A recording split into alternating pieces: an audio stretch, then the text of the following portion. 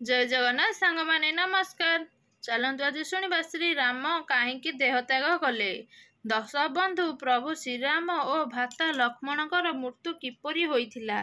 श्रीमद् भागवतरे एक लेखा अछि, मत्यमंडले देह बही देवता होइले मध्य मरई। बंधुगण, आमे समस्ते जानिछा जे एही मत्यमंडले जन्म हेला माने से जिए हेउना काहींकी दिने ना दिने मृत्यु तार सुनिश्चित हेब। से मानव हेउ बा दानव हेउ किंबा भगवान हुअंतु ना काहींकी दिने ना दिने तांकु मध्य मतमंडल त्याग करिबाकु पड़िब। चालंतु बंधुगण जानिबा भगवान राम और लक्ष्मण किपरि मृत्युमंडल त्याग करिथिले। एही प्रसंगटी पद्म पुराण उत्तराखंडरू संग्रह करा जाइछि।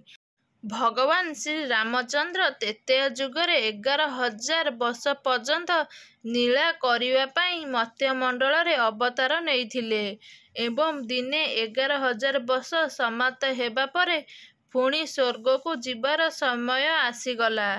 तांकर आयुष समाप्त होइगला, किंतु मृत्युर देवता यमराज भगवान रामक पाखकु आसी पारु नथिले, कारण श्री रामंकर रक्षक थिले श्री रामदूत वीर हनुमान, जे कि महाकालंकर अन्य रूप।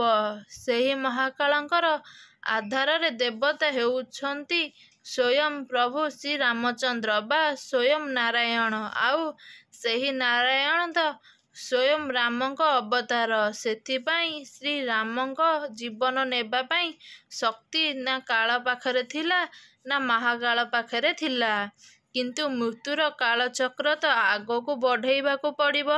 तेणु भगवान रामचंद्रंकर तेणु मृत्युर आवश्यकता थिला। भगवान रामचंद्रंकु केउं बा कथा अछपा बा अजणा, तेणु प्रभु श्री राम गोटिए उपाय चिंता कले। दिने प्रभु श्री राम तांक हातर आंगुठीरू एक मुर्दी काढ़ी देले एवं एक विराट गत्य मध्यरे पकाई देले। महावीर हनुमान को डाकी कहिले, एहा वीर हनुमान, मो आंगुठीर गोटिए मुदी गत मध्यरे पड़ीगला। तुमे पातालपुर को जाई मुदीटीए खोजी आनी पारिब कि? तापरे प्रभु हनुमान कहिले, प्रभु एमिति काम ठीक अछि, मु सांगे सांगे जाई आपणकर मुदी को खोजी नहीं आसीबी। ताहा परे हनुमान तांकर छोट रूप को धारण करी से गत्य मध्यरे प्रवेश कले एवं सेही मुदीटी को धरिबाकू चेष्टा मध्य कले। से मुदीटी को जेते धरिबाकू चेष्टा करुछंती, मुदीटी आहुरी आहुरी तळकू जिबाकू लागिला। शेषरे हनुमान पातालपुरे पहुंची गले। तापरे हनुमान पातालपुरे पहुंची श्री नागराज को श्री रामक मुदी कथा पचारिले एवं नागराज हनुमान को डाकी मुदिकारे भरी होइथिबा एक कोठरी देखाई देले। एही मुदी गुड़िक मध्यरु केउं गोटिक मुदी प्रभु रामंक मुदी, तुमे निजे बाछि नियो। तापरे हनुमान अनेक मुदी थिबा कोठरी भितरकू गले, श्री रामंक मुदी खोजिबाकू लागिले एवं प्रचुर मुदी थिबा कारणरू तांकू सेही मुदी खोजिबाकू बहुत समय लागिगला। तापरे हनुमान अयोध्यारे नथिबार देखि यमराज अयोध्या को आसिले। एक सन्यासीर रूप धारण करी श्री रामंक द्वारबार को गले। तापरे सन्यासी रूप धरी यमराज श्री राम को कहिले, प्रभु मु आपणक संगरे किछि गुप्त कथा हेबार अछि, तेणु मते वचन दियंतु कि आम कथा जे भी शुणिब ताकू मृत्युदंड दियाजिब। तापरे प्रभु श्री राम कहिले, आपण निश्चिंत रुहंतु। तापरे समस्त द्वारपालंकु बाहरकू जिबार आदेश देले ओ भ्राता लक्ष्मण को द्वार मुखरे जगिबाकू आदेश देले। केही जदि भितरकू आसिबे, लक्ष्मण तुमको मृत्युदंड दियाजिब बोली कहिले। तापरे भ्राता लक्ष्मण श्री रामंक आदेश को पालन करी द्वार मुखरे पहरा देबाकू लागिले। लक्ष्मण सेठारू चली जिबा परे सन्यासी रूप धरी यमराज निज रूप धारण कले एवं कहिले, हे प्रभु मु हेउछि आपणकर सेवक, ଆପଣ ମୋତେ ଏହି କର୍ମ ଦେଇଛନ୍ତି, ଯାହାକି ଏହି ସଂସାର ଓ ଜୀବଜନ୍ତୁ ପ୍ରାଣୀମାନଙ୍କ ଜୀବନ ହରଣ କରିବା ମୋର ଧର୍ମ ଅଟେ। ମୁଁ ଭଗବାନ ଶିବ ଓ ବ୍ରହ୍ମାଙ୍କ ଆଦେଶରେ ଆପଣଙ୍କୁ କହିବାକୁ ଆସିଛି ଯେ ଆପଣ ପ୍ରଭୁ ମର୍ତ୍ତ୍ୟରେ ଯେତେ ଦିନ ପାଇଁ ଆସି ସମୟ ନେଇଥିଲେ, ତାହା ଶେଷ ହୋଇଯାଇଛି ଏବଂ ଆପଣ ନିଜ ଧାମକୁ ଫେରି ଯାଆନ୍ତୁ। ସମସ୍ତ ଦେବାଦେବୀ ଆପଣଙ୍କୁ ବିଷ୍ଣୁ ରୂପରେ ଦେଖିବାକୁ ଆକୁଳ ହୋଇଅଛନ୍ତି। ତଥାପି ଯଦି ଆପଣ ଏହି ପୃଥିବୀ ପୃଷ୍ଠରେ ବା ମର୍ତ୍ତ୍ୟରେ ଆଉ କିଛି ଦିନ ବିତେଇବାକୁ ଚାହୁଁଛନ୍ତି, ତେବେ ଆପଣ ରହିପାରନ୍ତି। ଏହା ଶୁଣି ପ୍ରଭୁ ଶ୍ରୀରାମ ମନେ ମନେ ହସୁଥାନ୍ତି, କାହିଁକି ନା ଯିଏ ଅନ୍ତର୍ଯ୍ୟାମୀ ତାକୁ କ'ଣ ବା ଅଜଣା। ତାପରେ ପ୍ରଭୁ ଶ୍ରୀରାମ କହିଲେ, ମୋ ଇଚ୍ଛାରେ ଆପଣ ଏଠାକୁ ଆସିଛନ୍ତି। ମୁଁ ହିଁ ଆପଣଙ୍କୁ ଡକାଇଛି। ମୁଁ କିଛି ଦିନ ପରେ ନିଜେ ସ୍ୱର୍ଗକୁ ଯିବି, ଏକଥା ସ୍ୱୟଂ ଶିବ ଓ ବ୍ରହ୍ମାଙ୍କୁ ଜଣାଇ ଦେବେ। ଏହିପରି ଭଗବାନ ଶ୍ରୀରାମ ଓ ଯମରାଜଙ୍କ ମଧ୍ୟରେ ବାର୍ତ୍ତାଳାପ ଚାଲିଥିବା ସମୟରେ ଦୁର୍ବାସା ଋଷି ପ୍ରବେଶ କରିଥିଲେ ରାମଙ୍କ ଭବନକୁ। ଦୁର୍ବାସା ଋଷିଙ୍କ ଆଗମନ ଦେଖି ଲକ୍ଷ୍ମଣ ପ୍ରଣାମ ଗୁରୁଦେବ ବୋଲି ପ୍ରଣାମ କରିଥିଲେ ଏବଂ ପଚାରିଲେ, ମୁଁ ଆପଣଙ୍କର କି ବିଶେଷ ସେବା କରିପାରେ ବୋଲି ମହର୍ଷି ଦୁର୍ବାସା କହିଲେ, ମୁଁ ଏବେ ହିଁ ସଙ୍ଗେ ସଙ୍ଗେ ଅଯୋଧ୍ୟା ନରେଶ ପ୍ରଭୁ ଶ୍ରୀରାମଙ୍କୁ ଭେଟିବାକୁ ଚାହୁଁଛି। ତାପରେ ଲକ୍ଷ୍ମଣ କହିଲେ, ହେ ଭଗବାନ ମହର୍ଷି, ଏବେ ଆପଣ ଅଯୋଧ୍ୟାର ନରେଶ ଶ୍ରୀରାମଚନ୍ଦ୍ରଙ୍କୁ ଭେଟି ପାରିବେ ନାହିଁ, କାହିଁକି ନା ତାଙ୍କର କିଛି ଆବଶ୍ୟକ କାମ ଥିବାରୁ ଦ୍ୱାରକୁ ବନ୍ଦ କରି ମୋତେ ବାହାରେ ପହରା ଦେବାକୁ କହିଛନ୍ତି। ଯଦି ମୋ ଦ୍ୱାରା କିଛି ସେବା ହୋଇପାରିବ, ତାହେଲେ ମୋତେ ଆଦେଶ ଦିଅନ୍ତୁ, ମୁଁ ସଙ୍ଗେ ସଙ୍ଗେ କରିବି। ତାପରେ ମହର୍ଷି ଦୁର୍ବାସା କହିଲେ, ମୋର ରାମଙ୍କ ସହିତ କାମ ଅଛି, ମୋତେ ରାମଙ୍କ ସହିତ ଭେଟିବାର ଅଛି। ପୁଣି ଲକ୍ଷ୍ମଣ କହିଲେ, ମୋତେ କ୍ଷମା କରନ୍ତୁ, ରାମଙ୍କ ସହିତ ଏବେ ଦେଖା ହୋଇପାରିବ ନାହିଁ, କିଛି ସମୟ ଅପେକ୍ଷା କରନ୍ତୁ। ଏହା ଶୁଣି ମହର୍ଷି ଦୁର୍ବାସା ରାଗିଗଲେ।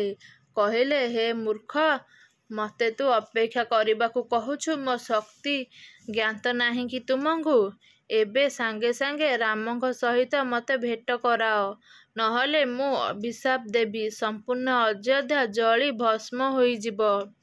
ବନ୍ଧୁଗଣ, ଏଠାରେ ଗୋଟିଏ କଥା ଜାଣି ରଖନ୍ତୁ ଯେ ଭଗବାନ ରାମଙ୍କର ପ୍ରାଣ ନେଲା ଭଳି ଲକ୍ଷ୍ମଣଙ୍କର ବା ପ୍ରାଣ ନେଲା ଭଳି ଶକ୍ତି କାହାର ମଧ୍ୟ ନଥିଲା।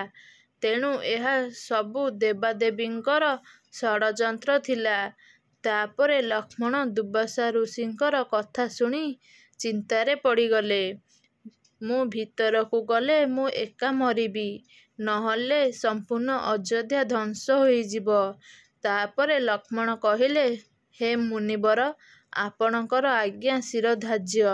ମୁଁ ଭିତରକୁ ଯାଇ ଶ୍ରୀରାମଙ୍କୁ କହିଦେଉଛି। ତାପରେ ଲକ୍ଷ୍ମଣ ଭିତରକୁ ପ୍ରବେଶ କଲେ। ମହାରାଜ, ଦ୍ୱାର ଦେଶରେ ମହର୍ଷି ଦୁର୍ବାସା ଅଛନ୍ତି, ଏହିକ୍ଷଣି ଆପଣଙ୍କୁ ଭେଟିବାକୁ ଚାହୁଁଛନ୍ତି। ଲକ୍ଷ୍ମଣ ଭିତରକୁ ପ୍ରବେଶ କରିବା ଦେଖି ଯମରାଜ ଅନ୍ତର୍ଦ୍ଧାନ ହୋଇଗଲେ। ଶ୍ରୀରାମ ଏହା ଦେଖି ଲକ୍ଷ୍ମଣଙ୍କୁ କହିଲେ, ତୁମେ ଏ କ'ଣ କଲ? ମୋ ବଚନ ଅନୁସାରେ ତୋତେ ମୃତ୍ୟୁଦଣ୍ଡ ଦେବାକୁ ପଡ଼ିବ। ଲକ୍ଷ୍ମଣ ଶ୍ରୀରାମଙ୍କ କଥା ଶୁଣି ଋଷି ଦୁର୍ବାସାଙ୍କ ଅଭିଶାପ କଥା କହିଲେ, ମୋ ମୃତ୍ୟୁରେ ଯଦି ଅଯୋଧ୍ୟା ବଞ୍ଚିଯିବ, ତେବେ ମୋର ମୃତ୍ୟୁ ହୋଇଯାଉ। ଲକ୍ଷ୍ମଣ କହିଲେ, ମୁଁ ମହାରାଜ ଶ୍ରୀରାମଙ୍କ କଥା ନ ରଖିଥିବାରୁ ମୋତେ କ୍ଷମା କରିଦିଅନ୍ତୁ, ବଡ଼ ଭାଇ। ତାପରେ ପ୍ରଭୁ ଶ୍ରୀରାମ ଋଷି ଦୁର୍ବାସାଙ୍କୁ ପାଛୋଟି ଆଣିବାକୁ ଆଦେଶ ଦେଲେ। ତାପରେ ମହର୍ଷି ଦୁର୍ବାସା କିଛି ସମୟ ପରେ ଋଷି ଦୁର୍ବାସା ନିଜ ଧାମକୁ ଫେରିଗଲେ। ତାପରେ ଶ୍ରୀରାମ ରାଜଦରବାରକୁ ସଭାବର୍ଗଙ୍କୁ ଡାକିବାକୁ କହିଲେ ଏବଂ ଲକ୍ଷ୍ମଣଙ୍କର ମୃତ୍ୟୁଦଣ୍ଡ କଥା କହିବାରୁ କୁଳଗୁରୁ ସଭାବର୍ଗଙ୍କ ଆଗରେ କହିଲେ, ମହାରାଜ, ରାଜକୁମାର ଲକ୍ଷ୍ମଣଙ୍କୁ ପରିତ୍ୟାଗ କରିଦିଅନ୍ତୁ। ଅଥବା ଦେଶରୁ ବାହାର କରିଦିଅନ୍ତୁ। ବିଦ୍ୱାନ ଲୋକଙ୍କ କହିବା ଅନୁସାରେ ଯେ ଜଣଙ୍କୁ ପରିତ୍ୟାଗ କରିବା ବା ଦେଶରୁ ବାହାର କରିଦେବା ମୃତ୍ୟୁଦଣ୍ଡ ସହିତ ସମାନ ଅଟେ। ତାପରେ ଶ୍ରୀରାମ ଲକ୍ଷ୍ମଣଙ୍କୁ ଦୁଃଖ ମନରେ କହିଲେ, ଭ୍ରାତା ଲକ୍ଷ୍ମଣ, ତୁମେ ଅଯୋଧ୍ୟାରୁ ଚାଲିଯାଅ। ତାପରେ ଲକ୍ଷ୍ମଣ ନିଜ ଭ୍ରାତାଙ୍କର ବଚନ ରକ୍ଷା କରିବାକୁ ଯାଇ ସେ ଯେହେତୁ ମୃତ୍ୟୁଦଣ୍ଡ ଦେବାକୁ କହିଥିଲେ, ତାଙ୍କର ମାନ ରକ୍ଷା କରିବା ପାଇଁ ସେ ଦେଶରୁ ବାହାରି ଯାଇ ସରୋଜ ନଦୀ କୂଳରେ ପହଞ୍ଚି ଇନ୍ଦ୍ରିୟକୁ ଦମନ କରି ନିଶ୍ୱାସ ପ୍ରଶ୍ୱାସକୁ ବନ୍ଦ କରି ଜଳ ମଧ୍ୟରେ ଜଳ ସମାଧି ନେଇଗଲେ। ତାଙ୍କର ବାସ୍ତବିକ ରୂପ ଅର୍ଥାତ୍ ଶେଷନାଗ ରୂପ ଧାରଣ କରି ତାଙ୍କ ପରମଧାମକୁ ଚାଲିଗଲେ ଏବଂ ବିଷ୍ଣୁଙ୍କର ବାସସ୍ଥଳୀ କ୍ଷୀରସାଗରରେ ପହଞ୍ଚିଗଲେ। ଶେଷନାଗ ଥିଲେ ହେଉଛନ୍ତି ବିଷ୍ଣୁ ଯେଉଁଠି ଶୟନ କରନ୍ତି ତାକୁ ଶେଷନାଗ ବୋଲି କୁହାଯାଏ। ପ୍ରଭୁ ଲକ୍ଷ୍ମଣ ସେହି ଜାଗାକୁ ଚାଲିଗଲେ। ତାପରେ ପ୍ରଭୁ ରାମଙ୍କ ମନରେ ବହୁତ ଦୁଃଖ ହେଲା। ପ୍ରଥମେ ନିଜ ପ୍ରାଣର ପ୍ରିୟା ସୀତା ଛାଡ଼ି ମୋତେ ଧରଣୀ ମାଙ୍କ କୋଳକୁ ଚାଲିଗଲେ। ତେବେ ମୋ ପ୍ରାଣର ପ୍ରିୟ ଭ୍ରାତା ମୋତେ ଛାଡ଼ି ଚାଲିଗଲେ। ମୁଁ ଏବେ ଏକା ରହି କ'ଣ କରିବି? ସେ ମଧ୍ୟ ଜଳ ସମାଧି ନେବା ପାଇଁ ନିଜ ଧାମକୁ ଫେରିଯିବା ପାଇଁ ସ୍ଥିର କଲେ ଏବଂ ଲବକୁଶଙ୍କୁ ରାଜ୍ୟର ରାଜା କରି ରାଜ୍ୟଭାର ଦେଇଦେଲେ। ତାପରେ ହନୁମାନ ପାତାଳପୁରରୁ ମୁଦି ଆଣି ପହଞ୍ଚି ସବୁ କଥା ଜାଣିଗଲେ। ଶ୍ରୀରାମଙ୍କ ଜଳ ସମାଧି ନେବା କଥା ଜାଣି ସେ ମଧ୍ୟ ବୈକୁଣ୍ଠକୁ ଯିବା ପାଇଁ ଜିଦ୍ ଧରି ବସିଲେ ଏବଂ ବୈକୁଣ୍ଠପୁରରେ ସେଠି ମଧ୍ୟ ଯାଇ ଶ୍ରୀରାମଙ୍କର ସେବା କରିବାକୁ କହିଲେ। କିନ୍ତୁ ଭଗବାନ ଶ୍ରୀରାମ ହନୁମାନଙ୍କୁ ବୁଝାଇ କହିଲେ, ତୁମେ ପରା ଅମର ବର ପାଇଛ, ତେଣୁ ଏହି ସୃଷ୍ଟି ଯେତେଦିନ ଥିବ ତୁମେ ମୋର ନାମ କଥାକୁ ପ୍ରଚାର କରୁଥିବ। ସେହିଦିନଠାରୁ ଯେଉଁଠାରେ ହରିନାମ ହୁଏ ସେଠାରେ ହନୁମାନ ପ୍ରକଟ ଥାନ୍ତି ଏବଂ ଭକ୍ତମାନଙ୍କୁ କୃପାଲାଭ ଦେଇଥାନ୍ତି। ତାପରେ ଅଯୋଧ୍ୟାବାସୀ ରାମଙ୍କ ସହିତ ଯିବାକୁ ଜିଦ୍ କରି ବସିଲେ ଏବଂ ପ୍ରଭୁ ରାମଚନ୍ଦ୍ର ଏହିଭଳି ଭଲ ପାଇବା ଦେଖି କାନ୍ଦି ପକାଇଲେ ଏବଂ କହିଲେ, ମୁଁ ତୁମମାନଙ୍କୁ ସରୋଜ ନଦୀଠାରେ ବିଷ୍ଣୁ ରୂପରେ ଦର୍ଶନ ଦେବି, ତୁମେ ମୁକ୍ତି ପାଇଯିବ। ତାପରେ ସକାଳୁ ପ୍ରଭୁ ଶ୍ରୀରାମ ସମସ୍ତଙ୍କ ସହିତ ସରୋଜ ନଦୀ ତଟକୁ ଗଲେ ଓ ପ୍ରଥମେ ଜଳ ଭିତରେ ପଶି ଜଳ ସମାଧି ନେଲେ। ତାପରେ ବିଷ୍ଣୁ ରୂପ ଧାରଣ କରି ସ୍ୱୟଂ ବିଷ୍ଣୁ ରୂପରେ ଚାଲିଗଲେ। ଏହିପରି ଭାବରେ ଭଗବାନ ମର୍ତ୍ତ୍ୟମଣ୍ଡଳ ତ୍ୟାଗ କରିଥିଲେ। ଦର୍ଶକବନ୍ଧୁ, ଆପଣମାନେ ଏହି ଭିଡ଼ିଓରେ ଜାଣିପାରିଥିବେ ଯେ ରାମ ଲକ୍ଷ୍ମଣ କିପରି ସଂସାର ତ୍ୟାଗ କଲେ। ଯଦି ଭିଡ଼ିଓଟି ଭଲ ଲାଗିଥିବ ଭିଡ଼ିଓଟିକୁ ଲାଇକ୍ କରିବା ସହିତ କମେଣ୍ଟରେ ଆପଣମାନଙ୍କର ମତାମତ ଲେଖନ୍ତୁ ଏବଂ ଏହିପରି କାହାଣୀ ଜାଣିବା ପାଇଁ ଚ୍ୟାନେଲକୁ ଏବେ ହିଁ ସବସ୍କ୍ରାଇବ୍ କରି ବେଲ୍ ଆଇକନ୍ ଉପରେ କ୍ଲିକ୍ କରିଦିଅନ୍ତୁ। ରହୁଛି, ନମସ୍କାର। ଦେଖାହେବ ଆଗାମୀ ଏକ ସୁନ୍ଦର ଭିଡ଼ିଓ ସହିତ। ଜୟ ଜଗନ୍ନାଥ। ନମସ୍କାର।